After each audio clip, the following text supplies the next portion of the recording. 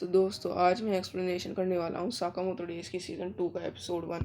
और ये explanation साकामोतो days की सीज़न 1 के एपिसोड नंबर 12 के ठीक बाद का होने वाला है। साकामोतो डेज़ की सीज़न 1 का जो लास्ट एपिसोड होता है उसमें हम देखते हैं कि काशिमा ने साकामोतो, शिन और लू के ऊपर बाउंड्री लगा दी है और वो इन तीनों को मारने को 4 हिटमैन असाइन करता है और ये वही हिटमैन है जो अपनी डेथ को फेक करके जेल ब्रेक करके आए हैं।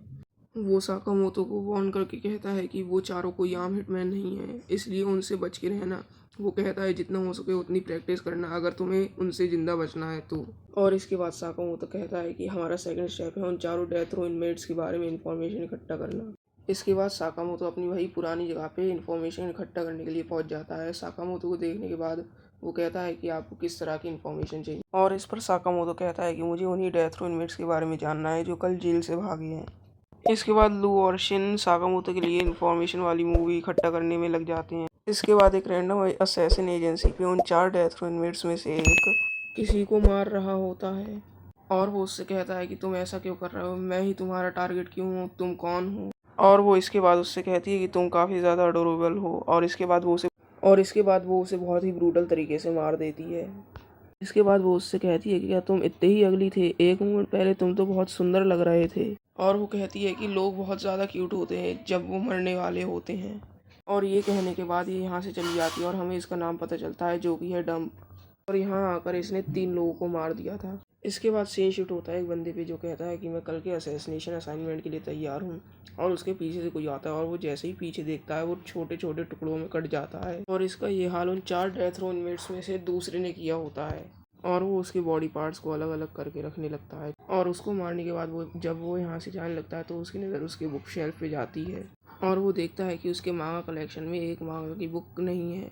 और ये देखने के बाद वो काफ़ी ज़्यादा पैनिक हो जाता है और वो तुरंत स्टोर पर जाता है उस मांगा का पेन लेने के लिए और इसका नाम होता है अपार्ट। और इसके बाद सीन शिफ्ट होता है इनके तीसरे मेंबर पे जिसका नाम होता है सौ। और ये सौ जो होता है ये साकामोतो के बारे में और भी इंफॉर्मेशन इकट्ठा कर रहा होता है और वो कहता है कि एक पर्सन की पर्सनैलिटी, पास्ट और उसके कॉन्फ्लिक्ट्स को जानने में, उनके लास्ट मोमेंट को विटनेस करने में और भी ज़्यादा मज़ा आ जाता है। और वो कहता है कि अब पता नहीं मुझे किसके लास्ट मोमेंट देखने का मौका मिलेगा। इसके बाद सीन शिफ्ट होता है इनके लास्ट मेंबर पे जिसका नाम मिनिमलिस्ट होता है और इसने यहाँ पर 15 लोग मार दिए होते हैं। इसके आसपास ये छोटी छोटी बॉल है, यही वो 15 लोग हैं। और इन सभी को ये मारने के बाद ये कहता है कि मुझे अभी और चाहिए, मुझे एस रैंक हंटर्स को मारना है। इसके बाद सीन शिफ्ट होता है हमारे ऑर्डर के मेंबर्स पे और ये लोग भी उन्हीं चारों के बारे में बात कर रहे होते हैं जो कि जेल ब्रेक करके भागे होते हैं। और बात करते करते ये लोग थोड़ा आगे निकल जाते हैं और उसके बाद ओसारागी गाड़ी पीछे करने लगती है जिस पर इनका एक मेंबर कहता है कि ओसारागी गाड़ी धीरे चलाओ, हमारे साथ एक एल्डरली पैसेंजर बैठा हुआ है। और इस मेंबर का नाम होता है ह्यो। ये कहता है कि किसी फर्क पड़ता है कि वो डेथ रो इवेंट्स है, जो ही हमारे रास्ते में आएगा हम उसे मार देंगे। और नागुमो तो बस अपनी मूवी के बारे में बात करता है। वो कहता है कि ये वही डायलॉग है जो मैंने पुरानी पिक्चर में देखा था। उसके बाद सीन शिफ्ट होता है शिशिबा और ओसारागी पे और वो शिशिबा कहता है कि वो लोग अभी भी एमेच्योर्स हैं और स्लर को क्या लगता है कि वो लोग हमें मार देंगे सीरियसली। जिस पर ओसारागी कहती है कि वो लोगों पर अभी भी मॉरल्स, एथिक्स और कंसाइंस की कमी है। इसका मतलब उन लोगों को अपनी किलिंग एबिलिटी के ऊपर बिल्कुल भी कंट्रोल, जो कि हमारे लिए चैलेंजिंग हो सकता है। जिस पर शिशिबा कहता है कि तुम्हारे साथ भी तो यही है ओसारागी। ओसारागी के ये कहने के बाद एक बंदा आकर अचानक से इनकी पूरी कार को ही बीच से काट देता है।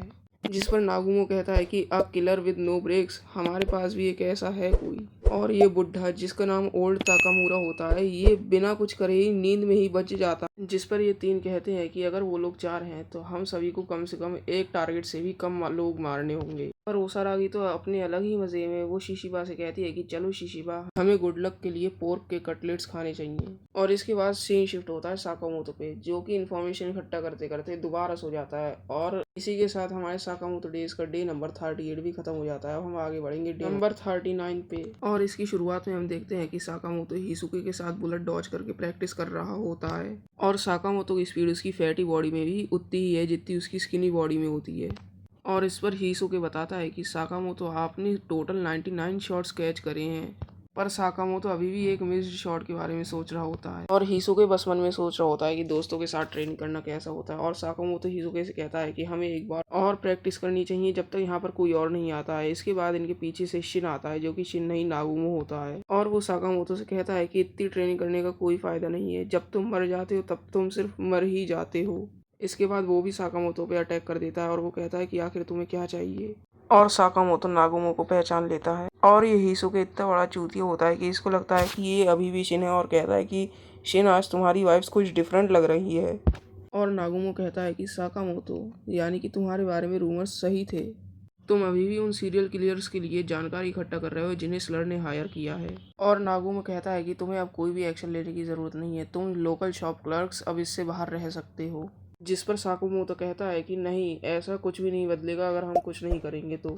और नागुमो कहता है कि मैं तुम्हें एक दोस्त की तरह वार्न कर रहा हूँ कि तुम इस सब में मत पड़ो अब। जिस पर साकामोतो कहता है कि मुझे भी लगता है कि उनके ऊपर भी किसी ने हिट लगा दिया है और मुझे एक्स के बारे में अभी इन्फॉर्मेशन इकट्ठा करनी है पहले कि वो लोग मर जाएं। जिस पर नागुमो कहता है कि तुम उन लोगों को जिंदा ही पकड़ना चाहते हो, तुम उतने ही नेव हो जितने पहले थे। तुम्हें पता है तुम्हारे एनिमीज तुम्हें किस तरह देखते हैं, मैं तुम्हें बताता हूँ। और वो दिखाता है कि साकामोतो अब एस रैंक से बी रैंक बन चुका है, जो कोई भी कहता है कि एस रैंक से सीधा बी रैंक। और नागुमो उससे कहता है कि मैं एस रैंक का हंटर हूँ। इसके बाद सीन शिफ्ट होता है शिन और लू पे। लू किटीज को देख के कहती है कि ये कितने क्यूट हैं और शिन कह रहा होता है कि हमें यहाँ से जल्दी जाना है तो चलो यहाँ से अब।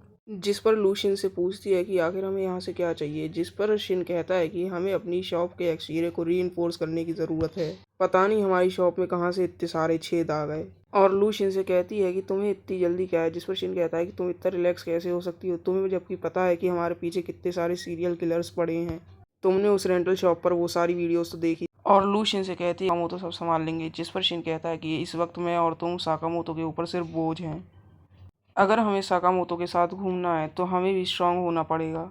इसके बाद लू से शॉप का एक स्टाफ पूछता है क्या तुम इन पिल्लों के साथ खेलना चाहोगे। और इसके बाद शिन भी उन पपीज के संग खेलने लगता है, जिसको देखकर लू कहती है शिन तुम तो कह रहे थे कि हमें यहाँ से जल्दी जाना है ना। इसके बाद वो पपी अजीब तरीके से भौंकने लगता है, जिस पे शिन कहता है तुम्हें पॉटी जाना है। फिर वो कहता है कि नहीं, ऐसा तो कुछ भी नहीं है। और उस पेट शॉप में जितने भी डॉग होते हैं वो सभी भौंकना शुरू कर देते हैं। और वो क्यों भौंक रहे होते हैं, क्योंकि वहाँ पे उन 4 डेथ रो इनमेट्स में से एक 100 होता है। और वो शिन को बताता है कि मैं एक एक्स मिलिट्री सोल्जर रह चुका हूँ और मैंने काफ़ी सोल्जर्स को सिर्फ मक्खियों की तरह मरते हुए देखा है, वो सब बेकार था। वो कहता है कि एक पर्सन के आखिरी मोमेंट्स ड्रामेटिक होने चाहिए, इसलिए मैं काफ़ी ज़्यादा डेडिकेटेड हूँ लोगों को उनकी ब्यूटीफुल एंडिंग्स दिलाने के लिए। और वो कहता है कि मिस्टर फैटी को मारने से पहले मैं उसके दोस्तों को, उसकी फैमिली को और उसको जिन भी लोगों से उम्मीदें हैं मैं उन सभी को मार दूंगा।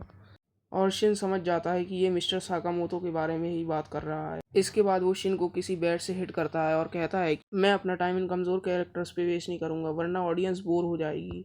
और एक शिन समझ जाता है कि ये उन 4 डेथ रो इनमेट्स में से ही एक है और इसमें कोई शक नहीं है। जिस पर वो सौ कहता है कि मैंने तुम्हें 2 टुकड़ों में तो स्लाइस कर दिया था।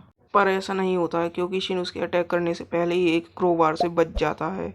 और वो कहता है कि तुम बहुत अच्छे से मूव करे शिन। और ये सुनने के बाद शिन शॉक हो जाता है क्योंकि उसे उसका नाम पता है। जिसके बाद वो अपनी टारगेट लिस्ट देख के कहता है कि मेरे सभी टारगेट्स यहाँ पर हैं, लू फैमिली की लू और क्लेयरवॉइंट एक्स असैसिन शिन। और वो लू और शिन की रैंक भी बताता है, लू की रैंक होती है सी और शिन की रैंक होती है डी। ये सुनने के बाद शिन शॉक हो जाता है कि मेरी रैंक लू से कम कैसे हो सकती है। और सौ शिन से कहता है कि अगर तुम्हें यकीन नहीं तो तुम देख सकते हो खुद ही। और वो बताता है कि D rank second lowest rank है और शिन लो को ड्रंकर बोल देता है। इसके बाद सौ शिन से कहता है कि तुम्हें इतना बुरा मानने की ज़रूरत नहीं है, डेथ में रैंकिंग कभी मैटर नहीं करती है। और शिन हंसते हुए कहता है कि डी रैंक। और इसके बाद सौ शिन पर दूसरा अटैक कर देता है और वो उसे भी डॉज करके भाग जाता है।